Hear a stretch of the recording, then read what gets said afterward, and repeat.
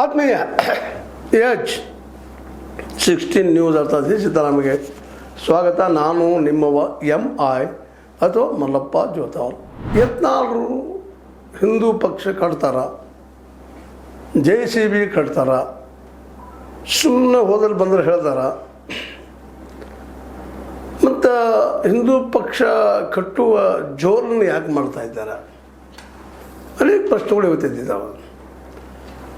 ಯಾಕಂತಂದರೆ BJPಗೆ ಮರಳಿ ಸೇರ್ತಾರೆ ಅನ್ನುವಂಥ ಕೆಲವಷ್ಟು ವದಂತಿಗಳಿದ್ದು,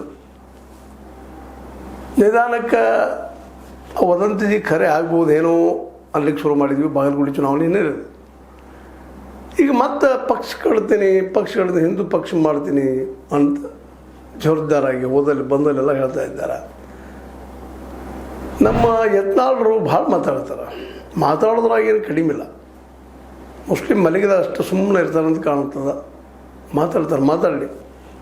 ಆದರೆ ಕಾರ್ಯ ಸಾಧು ಯಾವುವು ಅಂತ ಇದರ ಮೇಲ್ಮೇಲೆ ನಾ ಈ ಪ್ರಶ್ನೆ ಯಾಕೆ ಎತ್ತಾ ಇದ್ದೀನಪ್ಪ ಅಂತಂದ್ರೆ, ಈಗ ಮತ್ತೆ ಹಿಂದೂ ಪಕ್ಷ ಕಟ್ಟುವಂಥದ್ದು, JCB ಕಟ್ಟುವಂಥ ವಿಚಾರ ಯಾಕೆ ಎತ್ತಿದ್ರು? BJP ಸಮೀಪ ಬಂದಿದ್ದಾರೆ. ಸ್ವತಃ ವಿಜಯೇಂದ್ರ ಯಡಿಯೂರಪ್ಪನವರು ಅಲ್ಲಿ ಪ್ರಚಾರ ಮಾಡಲಿಕ್ಕೆ ಹೇಳಿದ್ರೆ ಬಾಗಲಕೋಟೆ ವಿಷಯದಲ್ಲೇ ಎಲ್ಲ ಸರಳ ನಡೆದ. ಇವ್ರು ಒಳಗೆ ತೊಗೋಬೋದೇನೋ ಅನ್ನುವಂಥ ಮಾತು ಹೇಳಿದ್ರೆ ಮತ್ತೆ ಅವ್ರ ವಿರೋಧವಾಗಿ ಏನೋ ಮಾತಾಡಿದರು.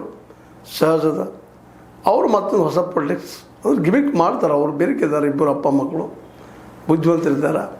ಯಾವ ರೀತಿ ಮಾತಾಡೋ ಹೋಗಿಲ್ಲ, ಮಾಡಿ ತೋರಿಸೋದು ಅದರಲ್ಲಿ ಬಲ್ಲಿದ್ದಾರೆ. ಅದರ ಆಲ್ರೆಡಿ ಈ ಕರ್ನಾಟಕದ BJP ಮೇಲೆ ಹಿಡಿತವನ್ನು ಸಾಧಿಸ್ಕೊಳ್ಳಿದ್ದಾರೆ.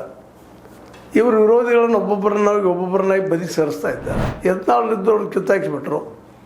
ಈಗ ಹೊಳ್ಳಿ ತೊಗೋಬೇಕಪ್ಪ ಅಂದರೆ ಈಗ ಇದರ ಅಧ್ಯಕ್ಷ ವಿಜಯೇಂದ್ರ ಕಿತ್ತು ಹಾಕೋದಪ್ಪ ಅಂತಂದ್ರೆ ಅವ್ರನ್ನ ಕಿತ್ತು ಹಾಕೋದ್ರೆ ಸುಲಭದ ಮಾತಲ್ಲ.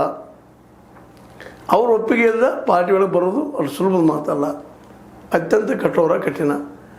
ಇಂಥ ಪ್ರಸಂಗದಲ್ಲೇ ನಾ ಹಿಂದೂ ಪಕ್ಷ ಕಟ್ತೀನಿ ಅನ್ನುವಂಥ ಮಾತನ್ನು ಮತ್ತೆ